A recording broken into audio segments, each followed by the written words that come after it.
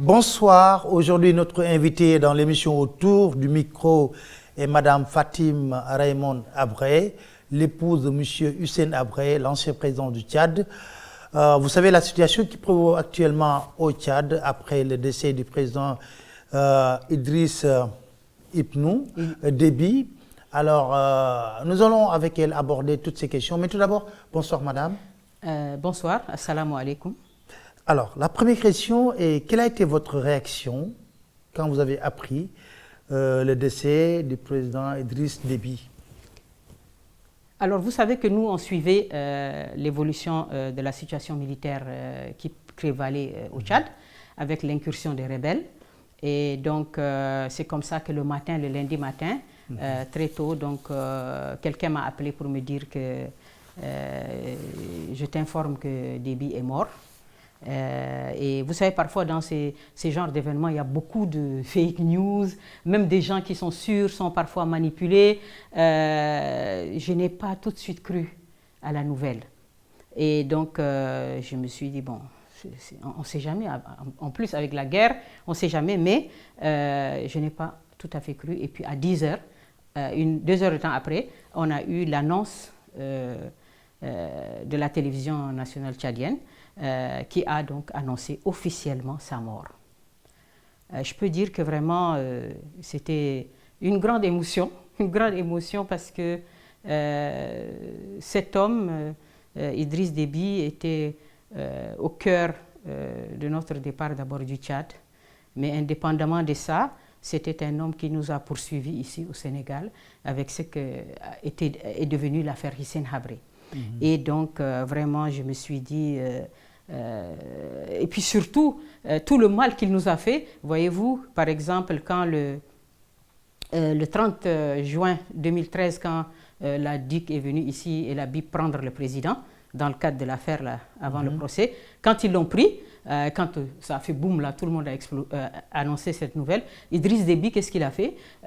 Il a sauté, crié de joie, pris son pistolet, sorti dans le jardin, tiré 3 balles en l'air et appeler immédiatement son ministre de la Communication, dire qu'il faut interrompre le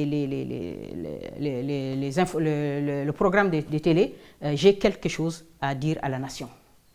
Et donc il a fait une déclaration, il a dit c'est un jour historique, un jour de fête.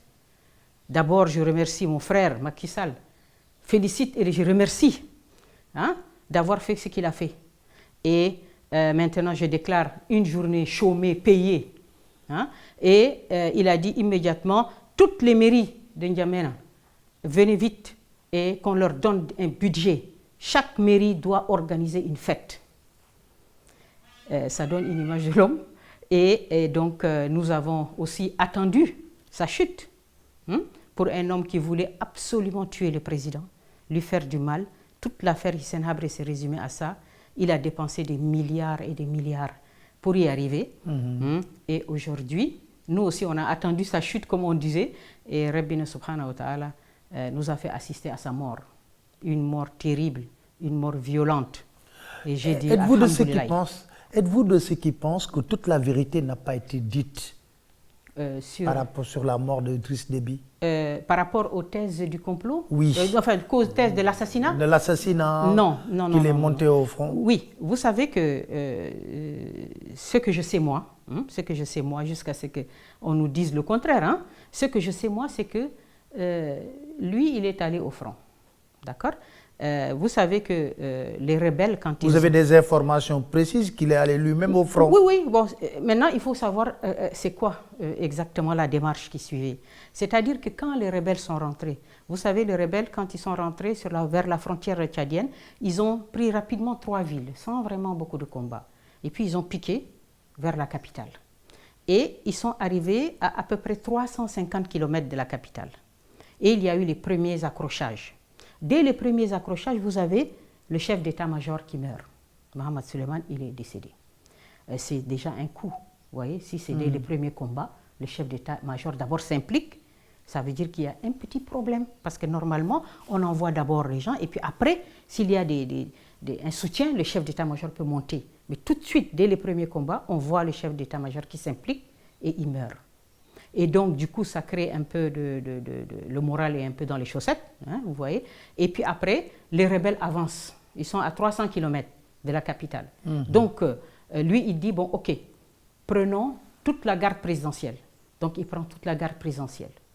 Et il dit, on va faire un QG. On va se positionner avant qu'ils arrivent à 300 km. Donc, il installe son QG et les gens partent.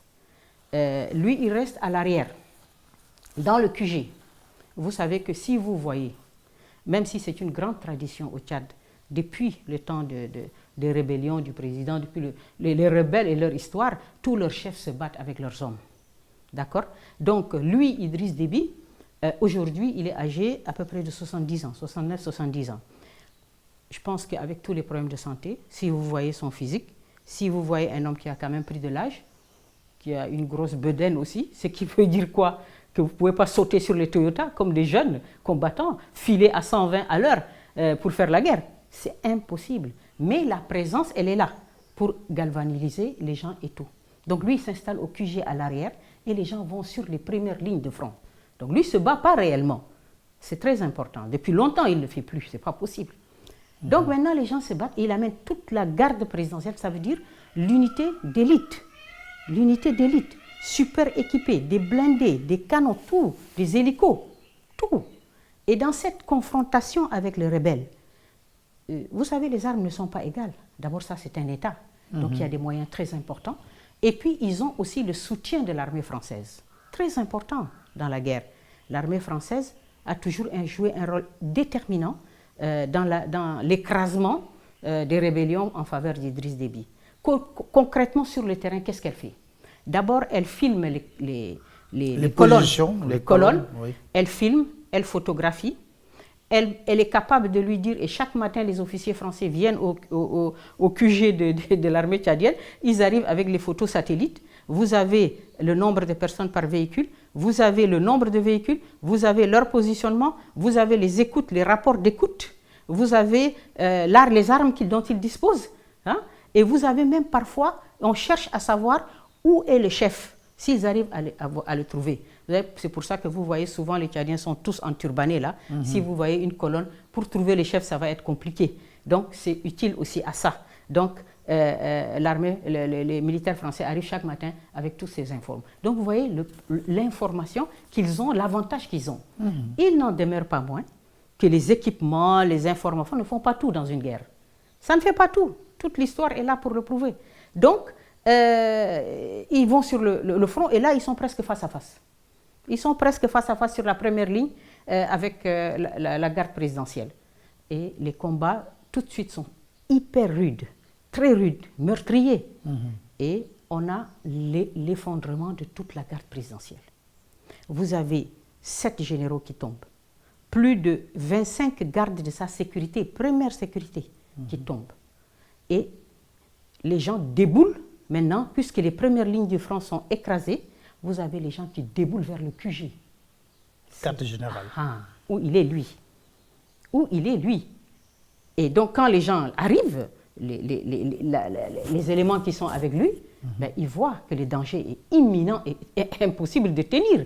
Toute la ligne, la garde présidentielle n'est plus là. Donc, eux, ils replient rapidement avec leurs véhicules et les autres le poursuivent. Et ils le mitraillent sans arrêt. Parce que lui, quand il arrive de N'Djamena, il va jusqu'à sur la ligne de front, il prend un hélico. 300 km, il prend un hélico.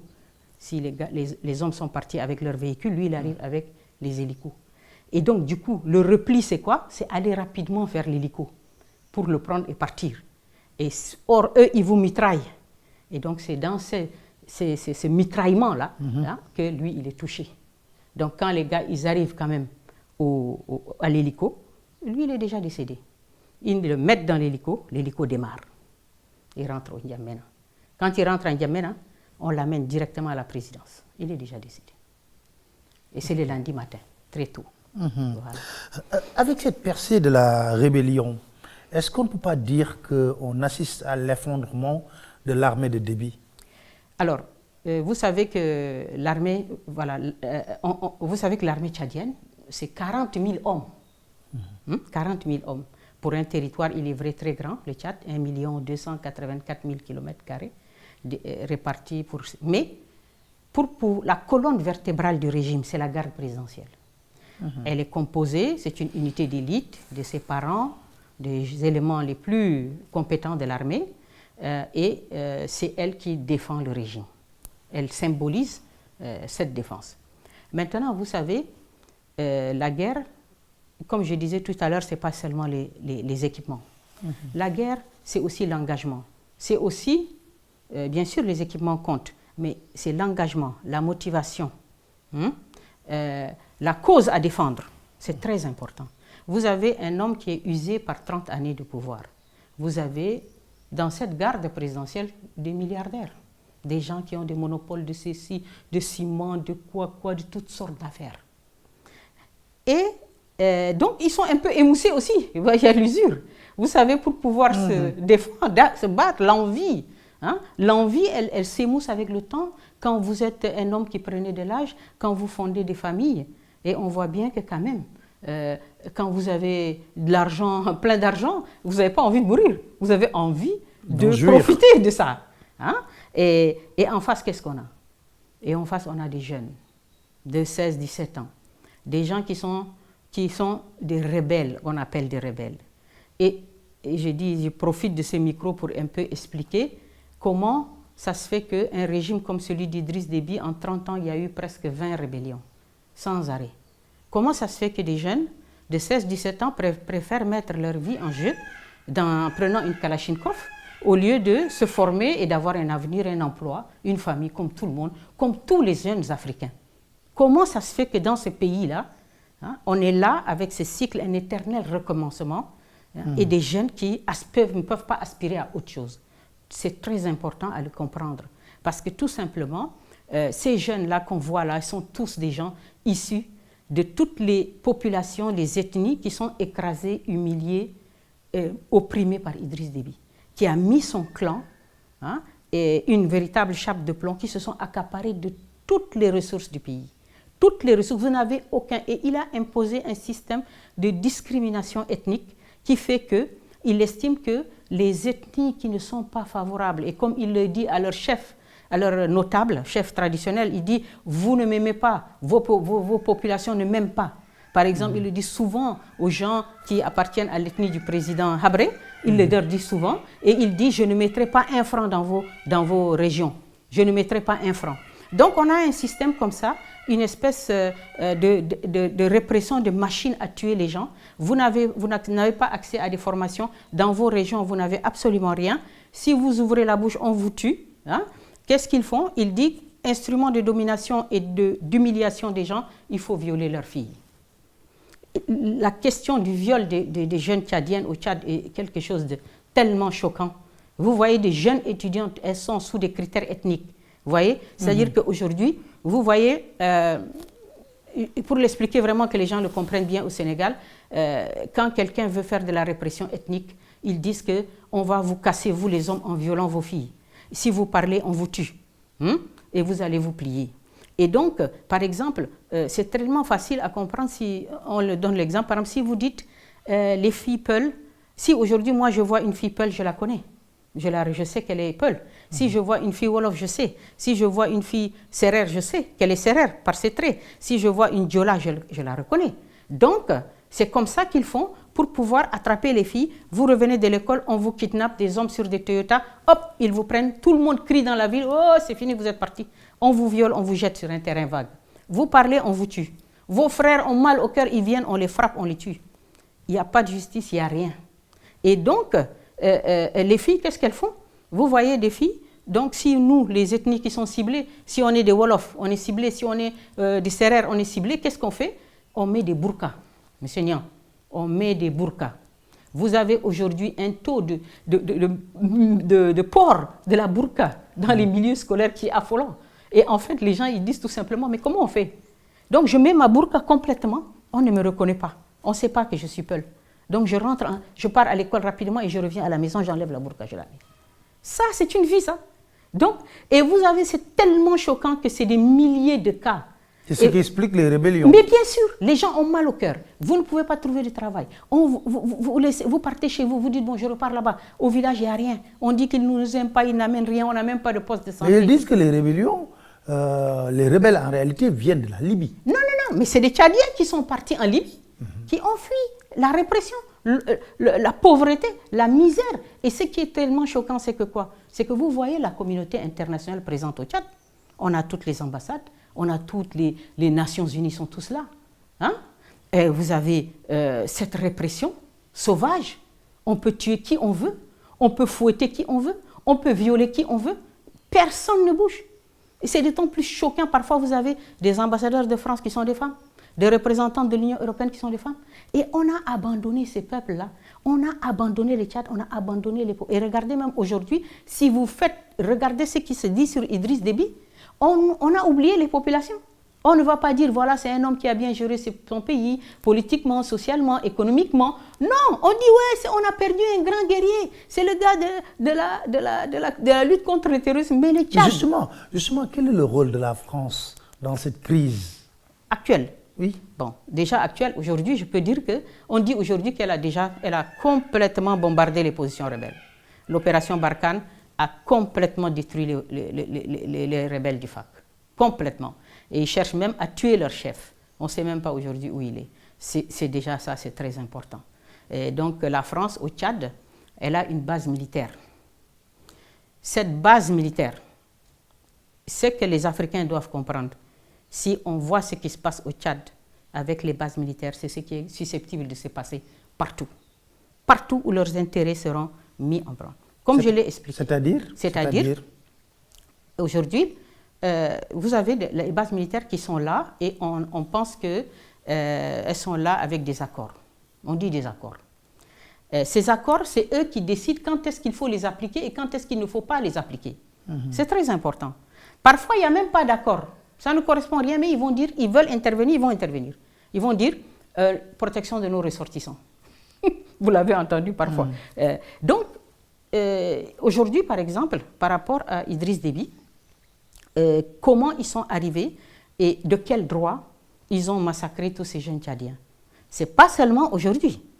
96, vers 94, 4 ans après son arrivée, 94, 96, 98, 2003, 2006, 2008, 2019, tout ça là, ces rébellions-là, elles ont toutes été décimées par les bombardements des Mirages et des hélicoptères français. Mais de quel droit? C'est ça que les Africains doivent se poser la question. C'est-à-dire que ça pose d'énormes problèmes au Tchad, où vous voyez ce qu'un Mirage fait sur une colonne, ce qu'un Mirage peut faire, déchiqueter des jeunes garçons de 16 ans, 17 ans, au nom de quoi et de quel droit? Elles le font, parce que pour elles, c'est elles qui décident, puisque le régime en a besoin, on estime.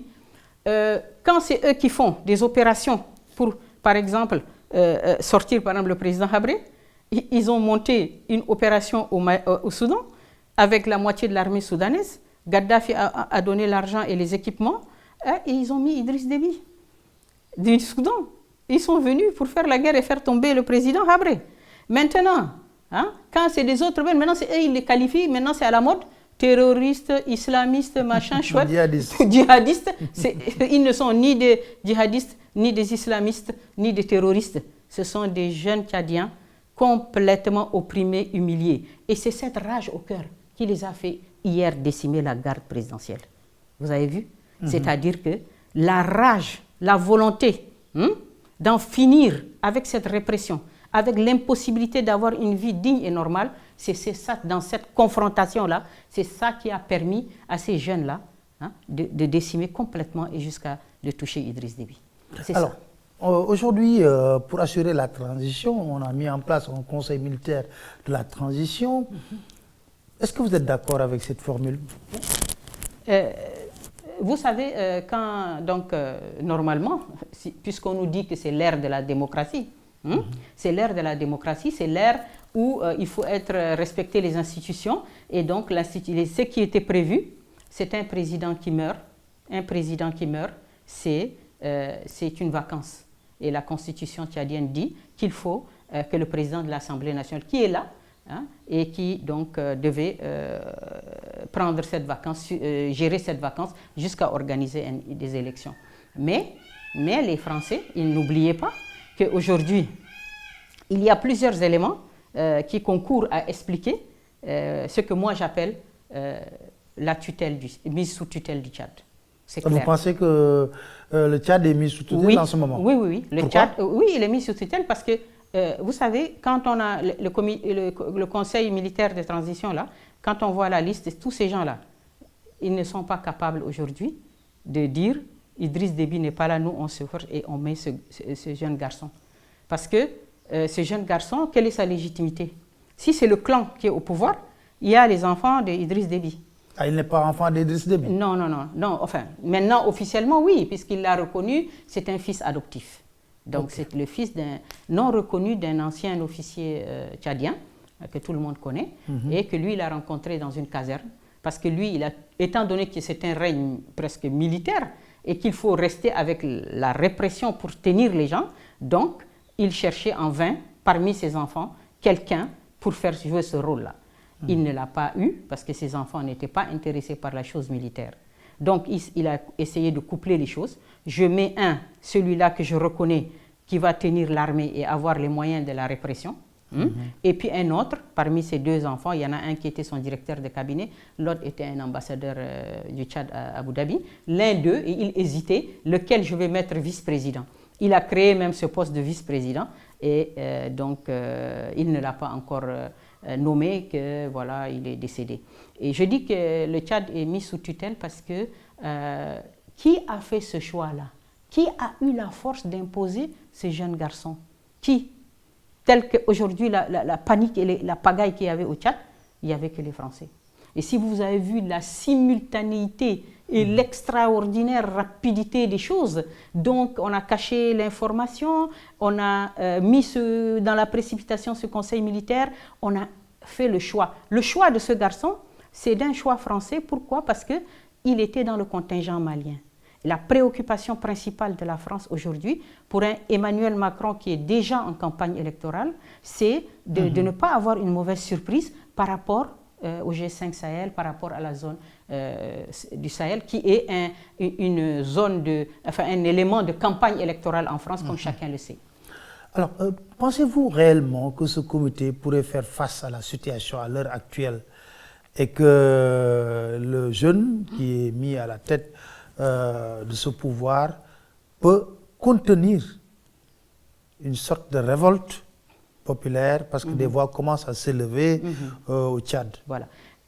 Pour ajouter encore à l'argument de la mise sous tutelle française par le Tchad, de la France, c'est-à-dire que hier aux obsèques, on a annoncé que les chefs d'État qui étaient venus devaient faire une réunion parallèle pour dire au Conseil de la transition que la charte qu'ils ont publiée là, il y avait des choses qui étaient inacceptables et il fallait qu'ils la revoient.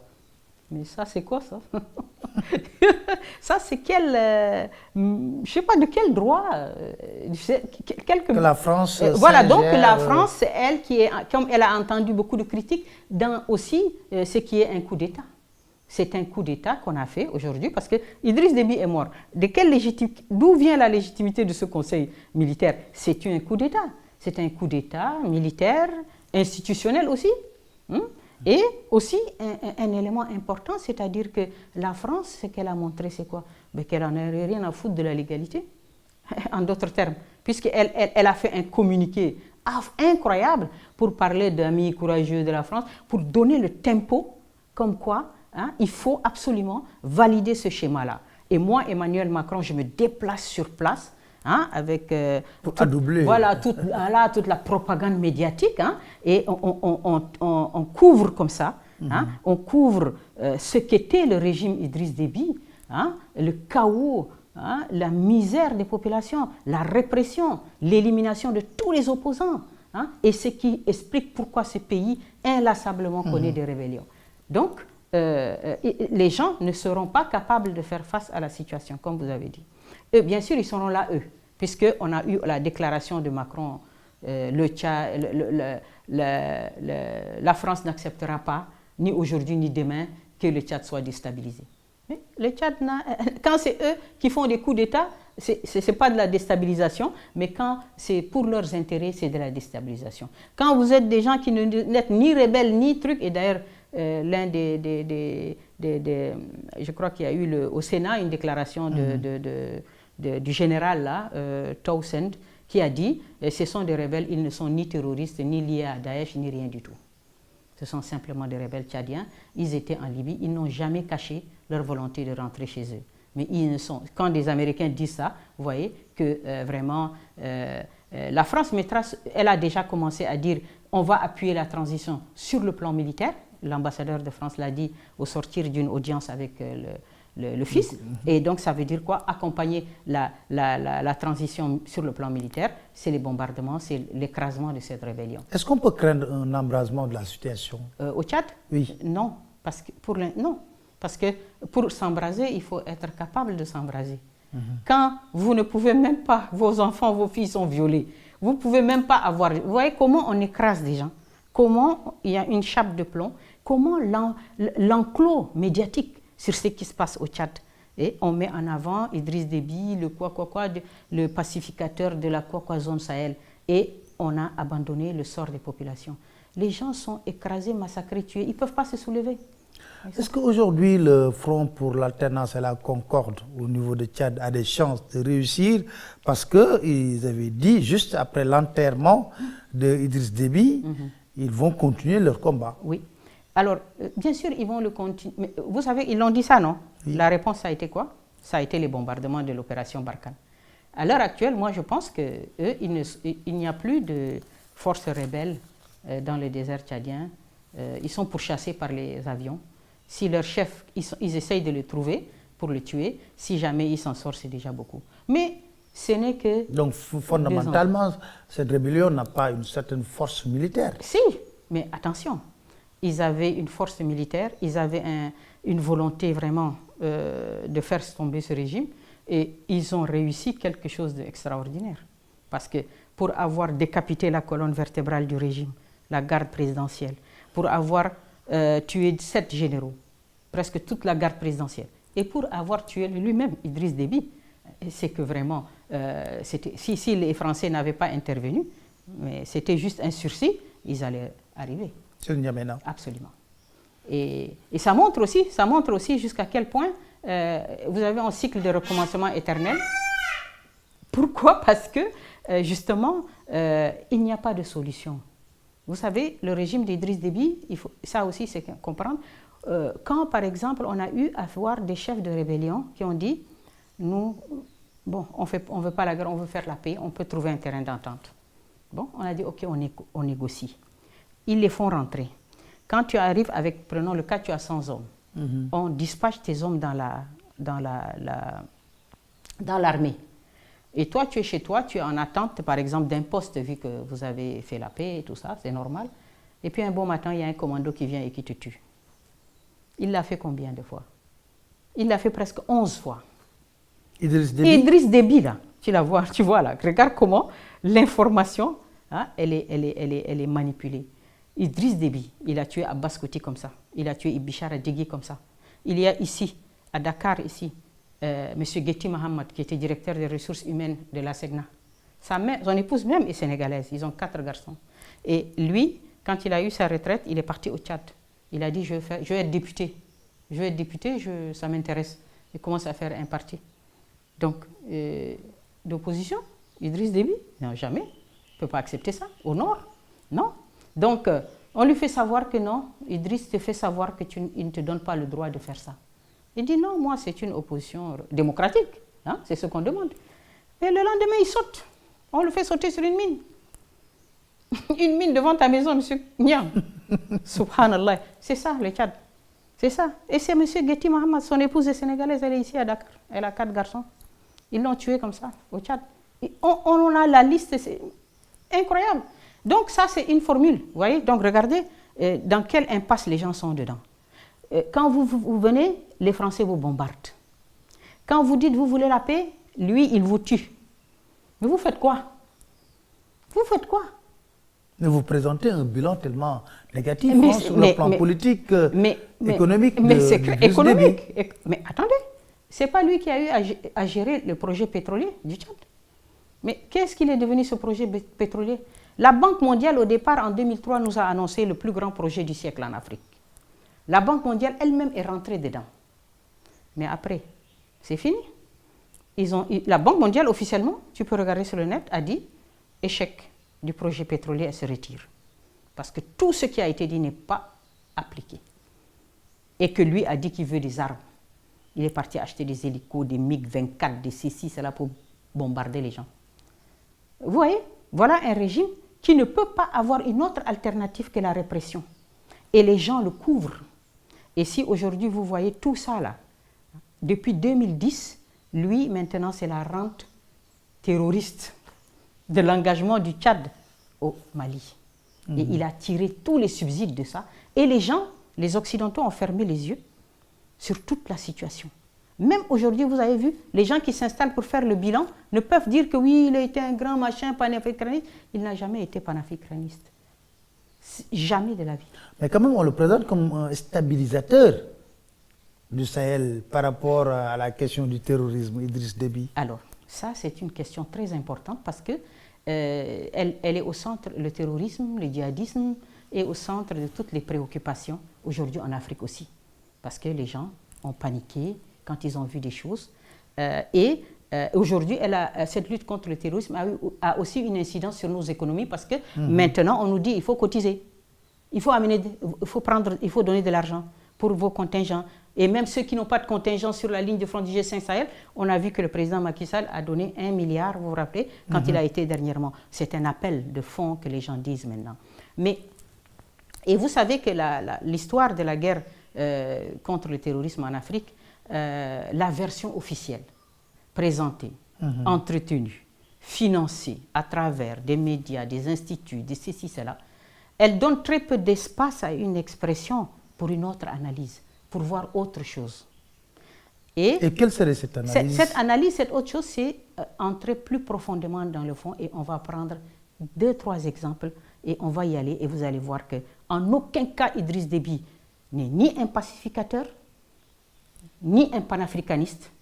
C'est un pion, oui, un pion important dans la politique d'occupation de l'espace sahélo-sahélien. C'est très important. Alors, expliquez-nous. Voilà. C'est-à-dire que dans cette guerre du terrorisme, il y a 2 points qu'il faut bien voir. C'est-à-dire, c'est quoi réellement cette guerre?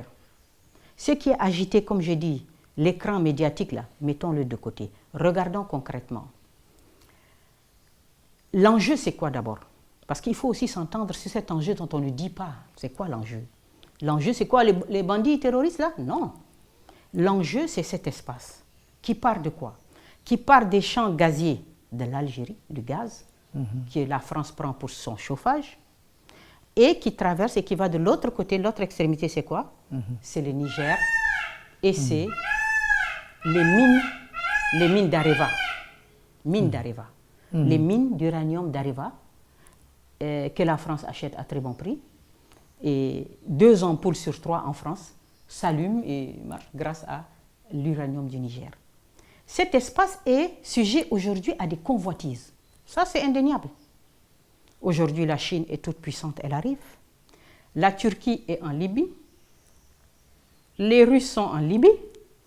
L'Iran s'intéresse de plus en plus aux mines d'Areva, aux mines de l'uranium, d'uranium.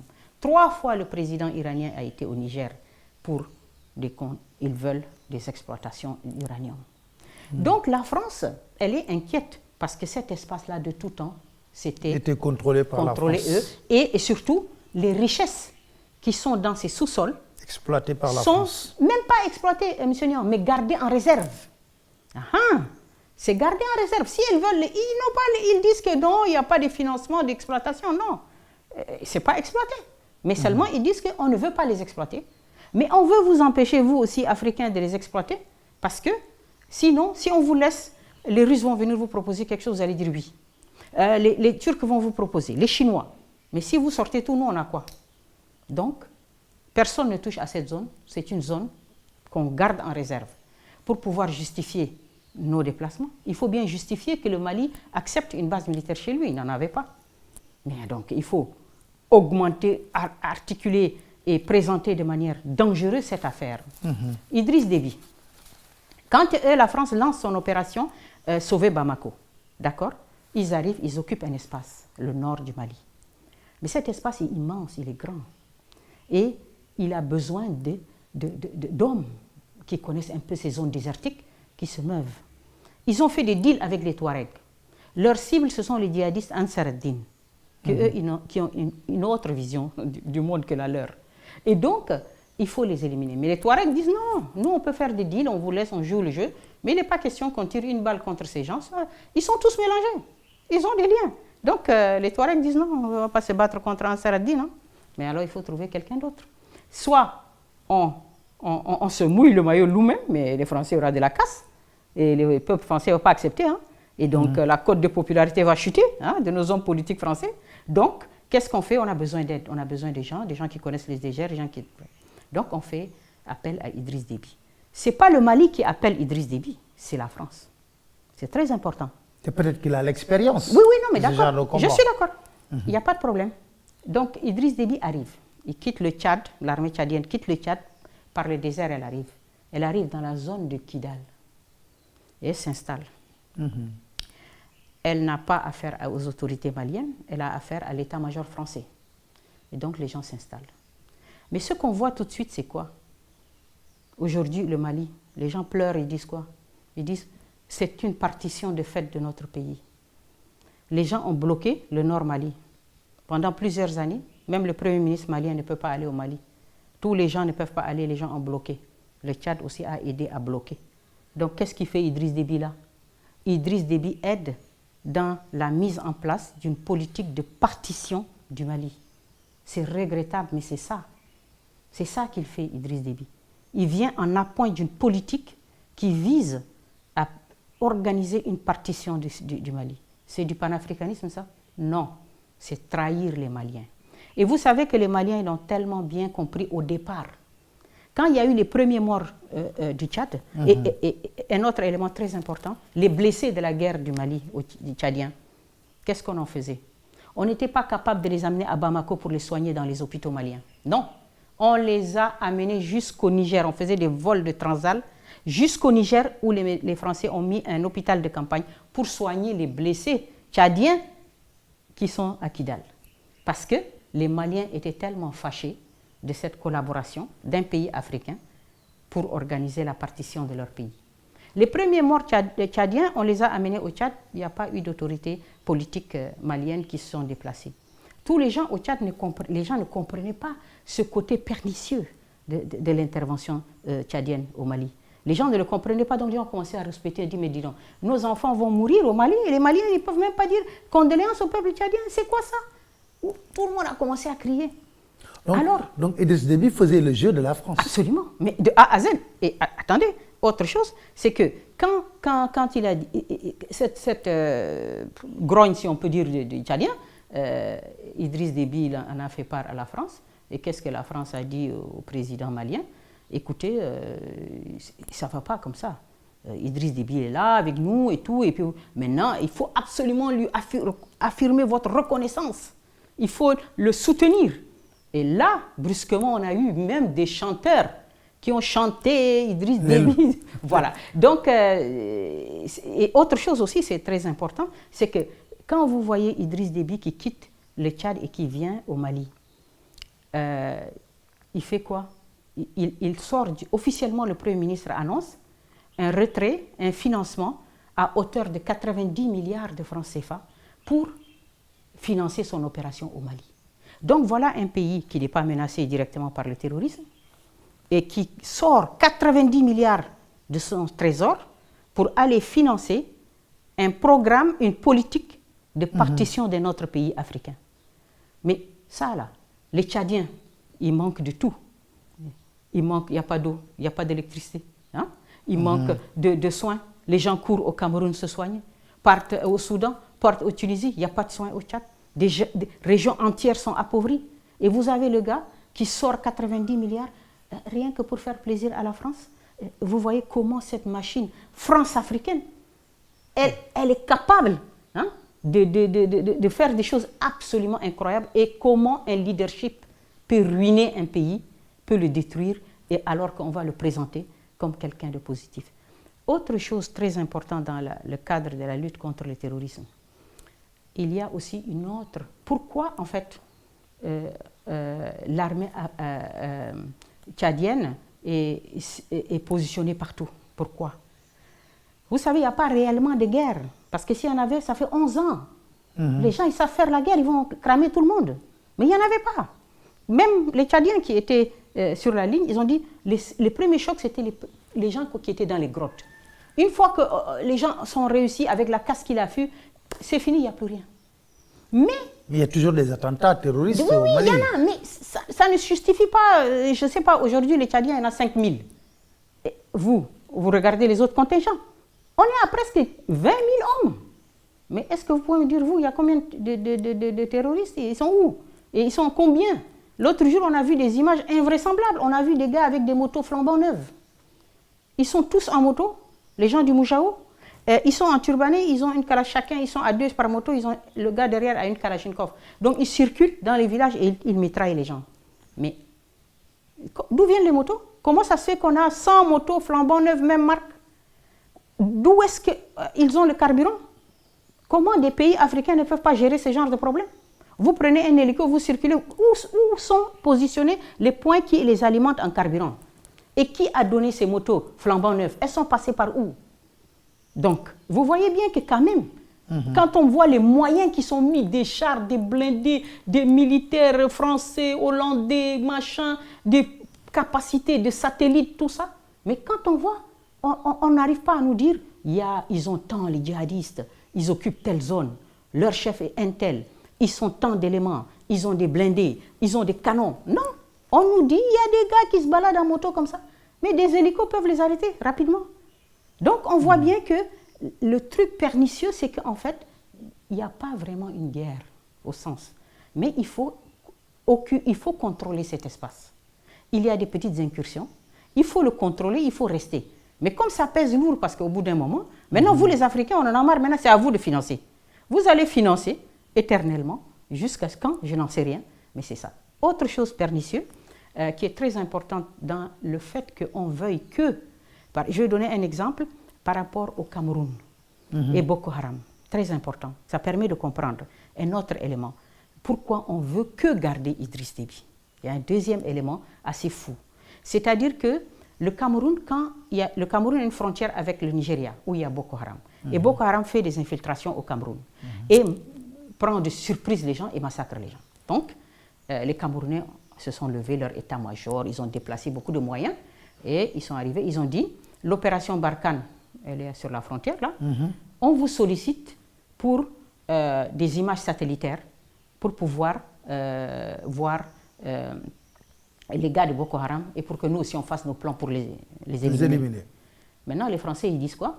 Ils disent, ok, mais c'est 50 000 € l'heure. Ils répondent à l'état-major camerounais, 50 000 € l'heure.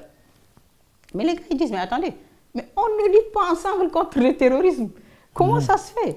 Comment on peut faire ça? Hein? Et donc, finalement, ils disent, non, de toute façon, vous n'y arriverez pas. Laissez passer l'armée tchadienne. Ils disent que non. Mais on n'a pas envie de voir une armée tchadienne chez nous. On ne veut pas. Nous, on est capable de défendre notre pays. Et ils disent non. Donc, si c'est ça, vous casquez. Mais les photos, les images satellitaires, vous les payez aujourd'hui, demain, ça change. Et donc, mais vous comprenez, les déplacements, ce qui fait que c'était une façon de dire, on ne vous aidera pas pour ça. Donc, et laissez passer Idriss Déby. Et donc, les gens ont laissé passer Idriss Déby. L'armée tchadienne est rentrée au Cameroun et elle est montée vers le Nigeria pour aller attaquer les gens de Boko Haram. Maintenant, deuxième élément important, et ce qu'on ne dit pas, c'est qu'au bout d'un moment, le Cameroun a amené un chèque à Idriss Déby. Ah ben oui, le ministre des Finances du Cameroun est arrivé au Tchad, il a donné un chèque. Donc vous voyez. Mais avec sa mort, est-ce que toute cette zone, il n'y a pas des risques qui planent véritablement? Voilà, je vais vous dire le deuxième côté qui fait que eux, ils privilégient un certain type de politique vis-à-vis de la lutte contre le terrorisme, la conception. voyez, ça c'est très important pour que les gens comprennent. C'est que vous dites pourquoi, comment ça se fait, encore une fois comme les rébellions au Tchad, qu'est-ce qui fait que des jeunes prennent le risque de s'attacher des ceintures, d'aller être des commandos? Ce n'est pas simplement parfois que du fanatisme, non. Il y a de la misère, il y a de la répression, il y a beaucoup de choses, des problèmes politiques importants, hein, et qui font que les gens s'engagent dans des voies comme ça, deviennent des marginaux. Et donc, quelle est la solution qu'on doit amener? Quelle est la solution? Est-ce qu'on laisse aux Africains une seule possibilité d'explorer d'autres types, hein, de politiques vis-à-vis de ces jeunes-là, hein, qui sont en perdition, pour qu'on puisse les récupérer? Et vous savez qu'il y avait une équipe des Nations Unies qui a fait une étude très intéressante sur les Chebabs en Somalie, où on les présentait comme des islamistes enragés. D'accord? Quand on les a arrêtés, à peu près, on a fait prisonnier une centaine de gars, des gens de Chebabs. On les a attrapés. Quand les gens ont commencé à parler avec eux, des sociologues, sur les 100 là, 80 ne pouvaient même pas lire correctement 3 sourates du Coran. 3, ils ne pouvaient même pas. Donc en fait, et chacun avait une histoire. On a violé ma soeur, on a tué ma mère, on a ceci, cela. On voyait une misère, une répression terrible. Et les gens n'étaient pas écoutés. Qui vous écoute? Qui vous parle? Qui vous aide? Personne. Donc vous êtes... Et là, les gars disent, ok, nous aussi, on va se faire entendre d'une autre façon. Donc pour vous, tout cela, c'est juste l'accumulation de frustration. Oui, je dis que même s'il y a des choses derrière, la majorité, la troupe, et le fait que le phénomène continue, c'est que les solutions qui sont apportées ne sont pas positives. Alors, la conception des Occidentaux, voilà, ça j'y arrive, la conception des Occidentaux par rapport à la gestion de ces choses. Eux, ils veulent qu'on élimine ces gens.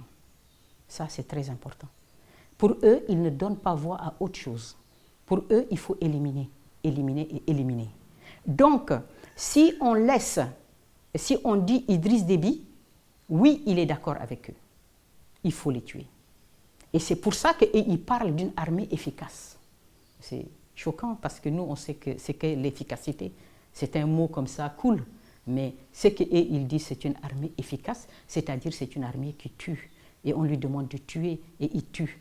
Et vous voyez par exemple au Nigeria. Le Nigeria, c'est un grand pays, il a Boko Haram dedans, au nord. Mais le Nigeria, est-ce que vous croyez que le Nigeria, qui a presque une armée qui est, je crois que les 3 premières armées en Afrique, c'est Nigeria, Afrique du Sud et Algérie.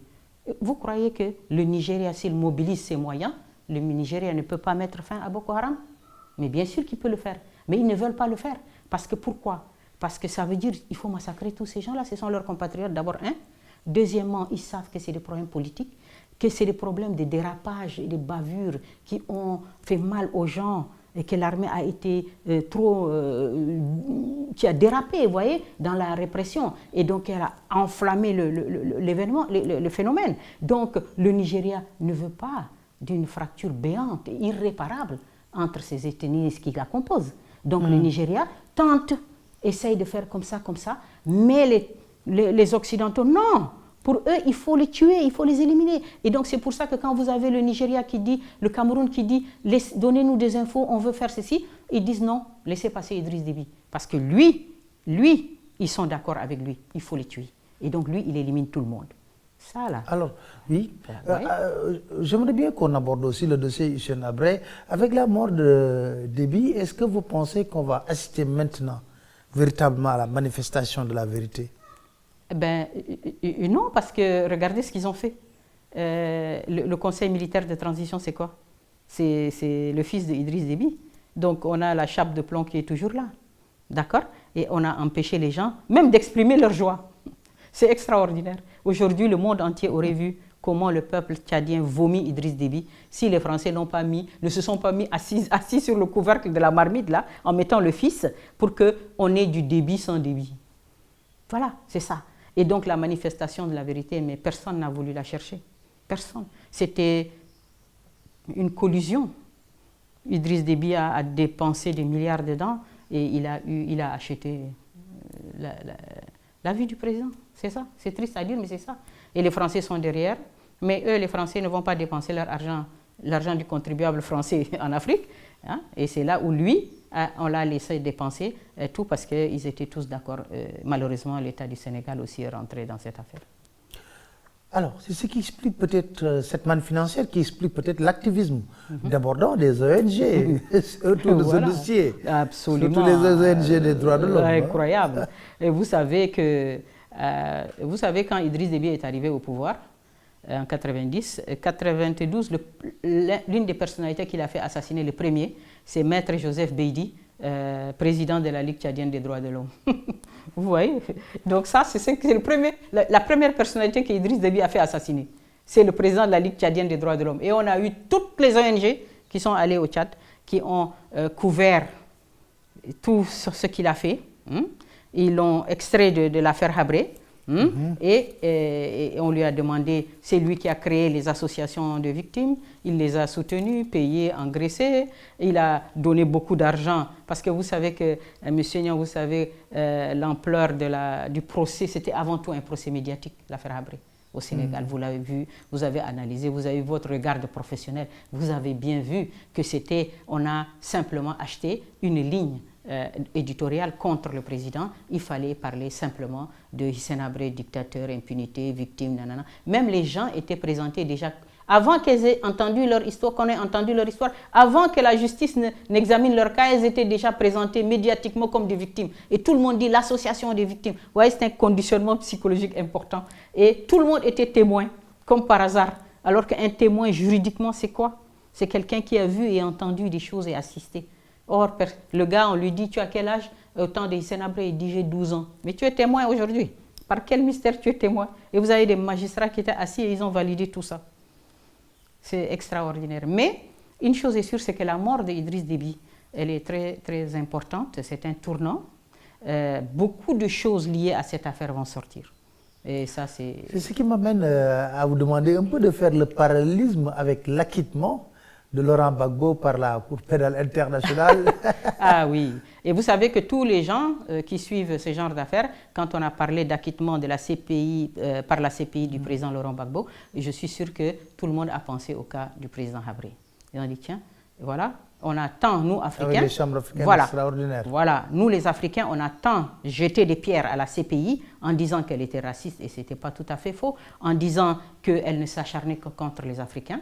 Eh bien, elle a jugé un président africain et elle l'a acquitté. Maintenant, nos frères là, africains ici, ils ont fait quoi avec les chambres africaines? Donc, c'est très important parce que vraiment, c'est quelque chose de tellement grave, honteux, qui n'honore pas le Sénégal, qui n'honore pas la qualité de ses juristes, qui n'honore pas sa réputation d'état de droit, qui n'honore pas ses hommes et tout. Parce que ce qu'ils ont fait contre le président Habré, mais l'histoire va le retenir et ça va sortir, Tout ce que Idriss Déby a fait ici dans ce pays, on le connaît. On ne peut pas tout dire, mais tout va sortir. Ça veut dire que vraiment, les gens ont fermé les yeux, les oreilles, tout. Ils se sont entendus sur un contrat et c'est tout. C'est pour ça qu'on a tant de difficultés. Regardez, le président a 80 ans, il est malade. Les gens ferment les yeux. On ne peut pas obtenir une simple permission. On ne peut pas obtenir une simple permission qui est un droit. Tout l'état de droit fonctionne parfaitement quand il s'agit des autres. Vous regardez, monsieur, Maître Boubacar Seye, il était malade. Le médecin est venu, le juge a vu, tac, on l'a sorti. Hissène Habré? Non. C'est extraordinaire. Pour vous, qu'est-ce qui explique cet acharnement? C'est un contrat, monsieur. Ce n'est pas un vrai acharnement, c'est un contrat. Dans l'affaire Habré, il y a 3 composantes importantes. Il y a Idriss Déby qui a donné tout ce qu'il fallait faire. Acheter des consciences, donner de l'argent. Depuis Abdou Diouf, Wade et aujourd'hui le président Macky Sall. Il a donné de l'argent partout. Ça, c'est un. Deuxièmement, on a la France. Elle veut la mort du président Habré, c'est clair. Et elle essaye de l'obtenir par tous les moyens. Et donc, vous voyez, et troisièmement, on a donc la France, ses représentations, c'est l'Human Rights Watch. Vous voyez, elle-même, on peut se demander d'où elle tient toute cette manne financière qui alimente. On sait que M. Soros a dit que lui, chaque année, il donne 100 millions à Human Rights Watch. Et M. Soros s'intéresse beaucoup aux mines, aux ressources africaines. Donc on voit que derrière Human Rights Watch, on a des calculs de grandes multinationales qui aujourd'hui en Afrique sont plus puissantes que les États. et elle avance, elle cherche les ressources minières et on nous met les Human Rights Watch dans nos pattes là pour emmerder les gens. Et Human Rights Watch joue un rôle capital dans l'affaire Habré. Donc, ils sont là depuis 2000. Ils ont un budget intarissable, incroyable. Films, livres, patati, patata, insertion de journaux, invraisemblable. Et en même temps, aujourd'hui, elle est aussi en train de faire une espèce de... C'est-à-dire qu'avec l'État du Sénégal, ils sont partenaires. C'est-à-dire que Human Rights Watch, regardez ce que je vous dis et regardez bien, analysez. Human Rights Watch a fait une espèce de deal ST sur tout ce qui s'appelle gouvernance politique du Sénégal. Quelques personnes lui avaient reproché ça au moment des manifestations. Ils ont attendu 10 jours, 15 jours avant de pondre un dossier. Donc, le deal, c'est ça aussi. Le deal aussi, c'est que le Sénégal et certaines de ses élites ont dit que l'affaire Hissène Habré va nous rapporter quelque chose dans la diplomatie des droits de l'homme du Sénégal.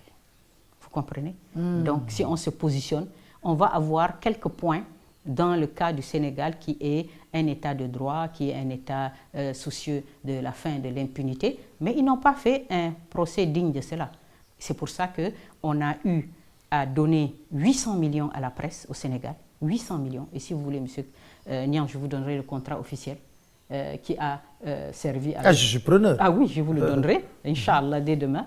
Et vous allez voir le contrat qui a lié les chambres africaines à l'agence de M. Abdoulo, agence Premium Africa, signé, estampillé, imprimé.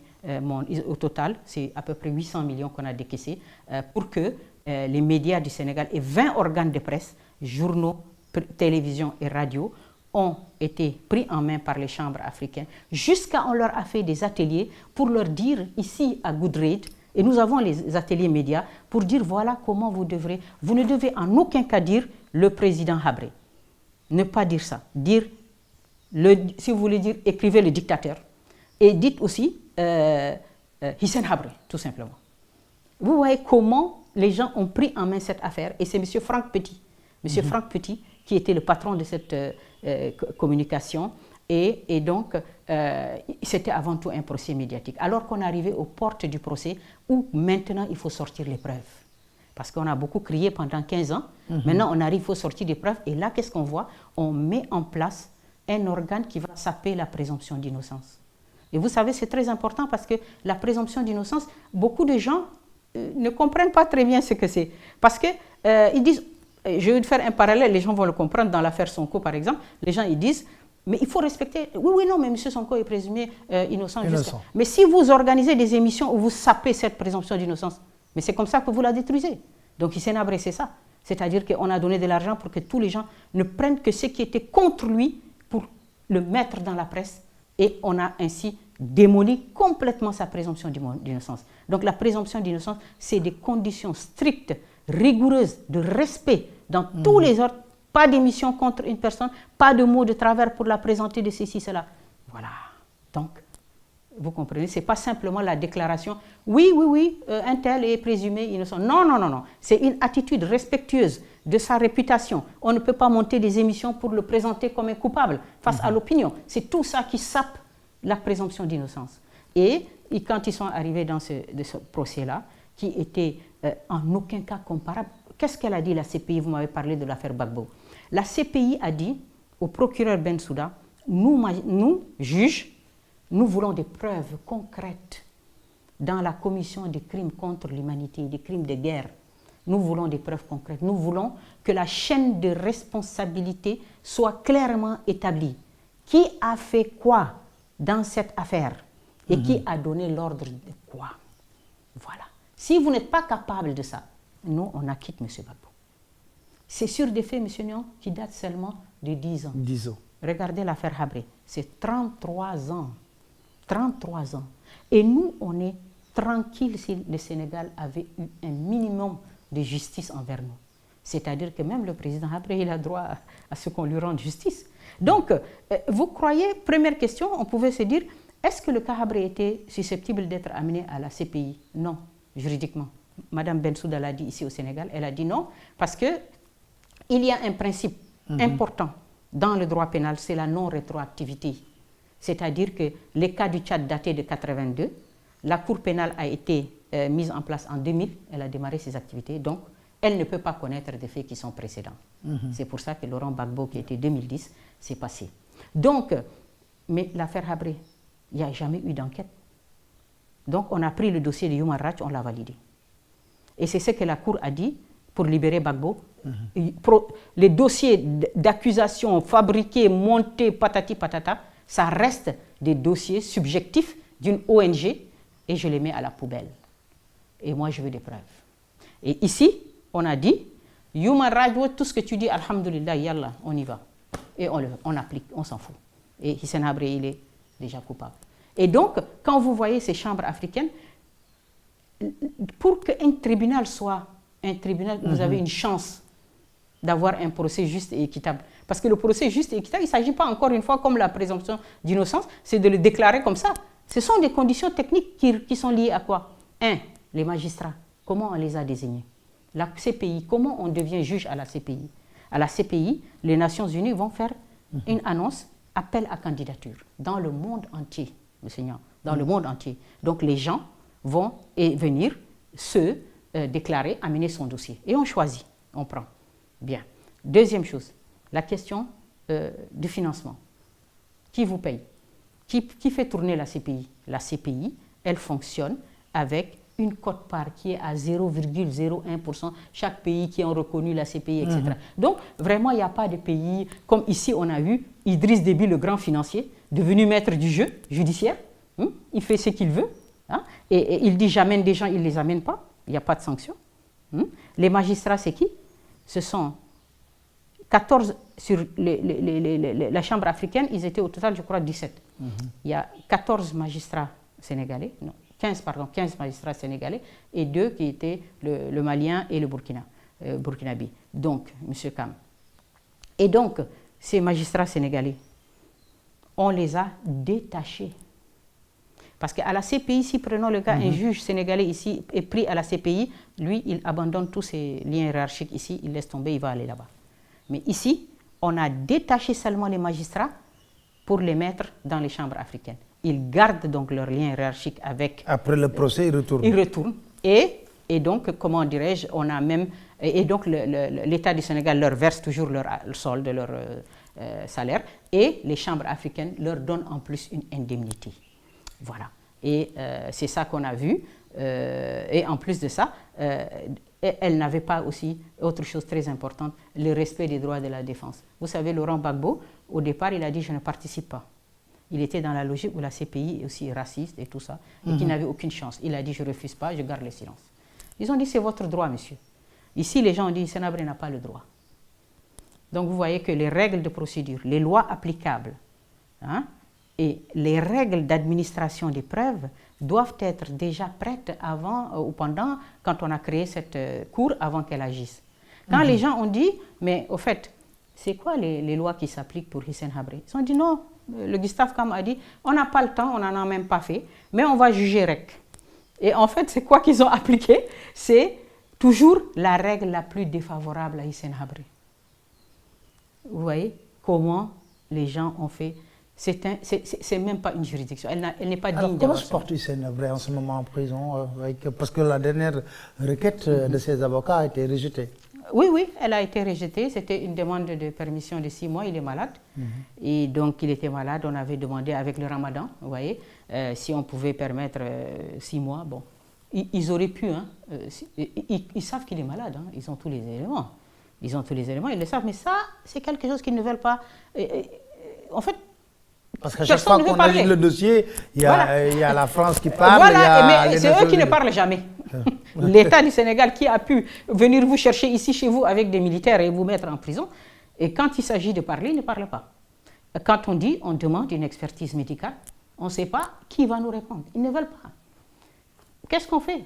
Donc, ils auraient pu, franchement, ils auraient pu, en disant, si on a demandé 6 mois, ils disent, bon, donnons 2 mois. Par exemple, ils disent c'est le ramadan, donnons 2 mois. 6 mois, on ne peut pas pour poser cela, c'est leur problème. Mais ils n'ont dit non. Donc ça veut dire que même si on avait donné 3 jours, ils allaient refuser. Et donc en fait, ça revient à une histoire, une question finalement d'engagement dans quelque chose. Vous comprenez? Si vous voyez un homme, il est malade, vous ne voulez pas voir qu'il est malade. Vous fermez les yeux. On dit, on demande une expertise médicale, personne ne nous répond. Mais quand il s'agit de venir vous prendre chez vous, là, une armée arrive. Et on fait quoi? Il n'y a pas de droit, il n'y a rien. Qui sont nos... Ils ne veulent rien, comment on fait? On ne sait pas. Vous n'avez pas d'interlocuteur? Qui c'est? Nos interlocuteurs, c'est qui? Nos avocats ont demandé audience au ministre de la Justice. Ça fait 1 an, ils attendent. Et je peux vous dire l'inverse. Mais depuis que l'affaire Hissène Habré est là, dans ces pays-là, ça fait presque, depuis 2021 ans, c'est affolant. Où est-ce qu'on a vu une chose pareille? Ça fait 21 ans, aucun de nos avocats, personne n'a jamais été reçu par une autorité, ni ministre de la Justice, ni président de la République. Mais alors là, Reed Brody, tapis rouge. Toutes les ONG, tapis rouge. Tout le monde est reçu, sauf nous. Donc vous voyez bien, la position claire est assumée quelque part. Hein. Elle est assumée. Elle est assumée. Elle est assumée par l'ignorance, par le fait que personne ne veut parler, par le fait aussi que off the record, comme on dit, les gens disent ben, c'est une affaire qui est entre les mains du président Macky Sall. C'est lui qui la gère. Nous, on n'a rien à voir. Le président Hissène Habré, madame, il nous a fait quoi? Mais nous, on n'a rien.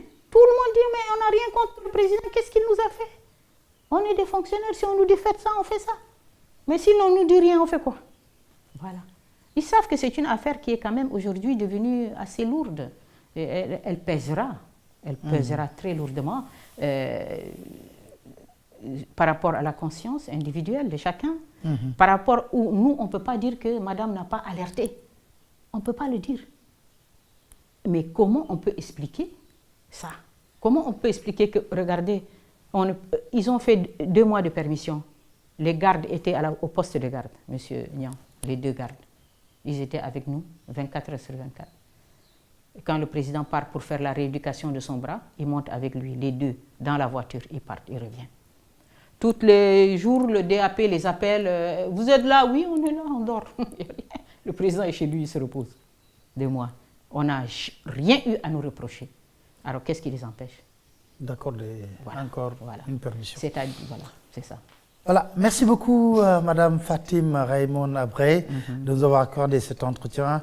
Alors, je vous donne rendez-vous très prochainement avec un autre invité dans votre émission Autour du micro. Merci. Merci.